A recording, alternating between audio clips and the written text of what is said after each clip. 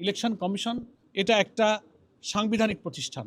এখানে কোনো পলিটিক্যাল ব্যক্তির নিয়োগ যে কোনো নির্বাচনকে নিরপেক্ষ করার ব্যাপারে অন্তরা এবং বাধা।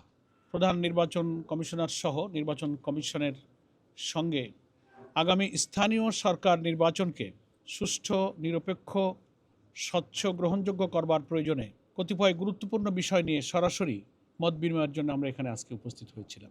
নির্বাচন কমিশনের পক্ষ থেকে একটা চিঠি পেয়েছিলাম 1 মাস আগে যে সম্ভাব্য স্থানীয় সরকার নির্বাচনের নিরপেক্ষতা এবং সুষ্ঠু নির্বাচন করার জন্য ওনারা কিছু নীতিমালা, কিছু সুপারিশ, রিকমেন্ডেশন করবেন। সে ব্যাপারে রাজনৈতিক দল হিসেবে আমাদের মতামত ওনারা চেয়েছিলেন।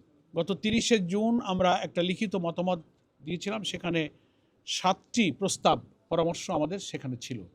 আজকে প্রায় 1 মাস পর, আজকে 29শে জুলাই আমরা সরাসরি এসেছি আরও 2টো নতুন প্রস্তাব নিয়ে। স্পেশালি একটা চিঠি আমরা চিফ ইলেকশন কমিশনারকে দিয়েছি, তার সঙ্গে আগের দিনের 7টি প্রস্তাব যুক্ত করে এই 9টি প্রস্তাবের উপরই আমাদের আজকে মোটামুটি আলোচনা হয়েছে। আগের দিনে আমরা যে চিঠি দিয়েছিলাম, গণমাধ্যম কর্মীরা সে চিঠি ইলেকশন অফিস থেকে পেয়েছেন, সেটা নিয়ে আপনারা অনেকেই নিউজ করেছেন, আমাদের সঙ্গে অনেকে টেলিফোনে সেসব বিষয়ে ব্যাখ্যা বিশ্লেষণ আপনারা চেয়েছেন।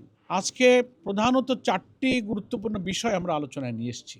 তার মধ্যে প্রধান এবং খুবই গুরুত্বপূর্ণ বিষয় হলো, একেবারে অতি সম্প্রতি 2-1 দিনে সরকারের একজন রাজনৈতিকভাবে পরিচিত পলিটিক্যাল ফিগারকে নির্বাচন কমিশন সচিবালয়ের অতিরিক্ত সচিব, অ্যাডিশনাল সেক্রেটারি হিসেবে জনাব শামসুল আলমকে নিয়োগ দেওয়া হয়েছে।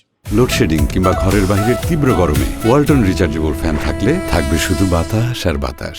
আমরা এটার তীব্র নিন্দা করেছি, তার নিয়োগ বাতিল করার দাবি জানিয়েছি গতকাল দলের পক্ষ থেকে সংবাদ সম্মেলনের মাধ্যমে।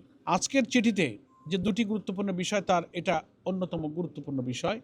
আমরা বলেছি বাংলাদেশের সংবিধান অনুযায়ী এটা একটা সাংবিধানিক প্রতিষ্ঠান। ইলেকশন কমিশন একটা কনস্টিটিউশনাল বডি। এখানে কোনো পলিটিক্যাল ব্যক্তির নিয়োগ যে কোনো নির্বাচনকে নিরপেক্ষ করার ব্যাপারে অন্তরা এবং বাধা।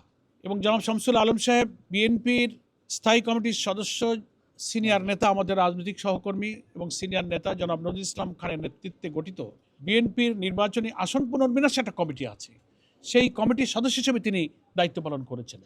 এবং আজকের আলোচনায় যখন আমরা এই অভিযোগটা করেছি, বাইদি ভাই কথার মাধ্যমে আমরা এটা জেনেছি যে সেই কমিটির দায়িত্ব পালনের প্রয়োজনেই তিনি এই ইলেকশন কমিশন অফিসেও একবার এসেছেন। প্রথম এবং প্রধান উদ্বেগের বিষয় যেটা ওনাদেরকে জানিয়েছি যে এই রাজনৈতিক নিয়োগকে বাতিল করতে হবে।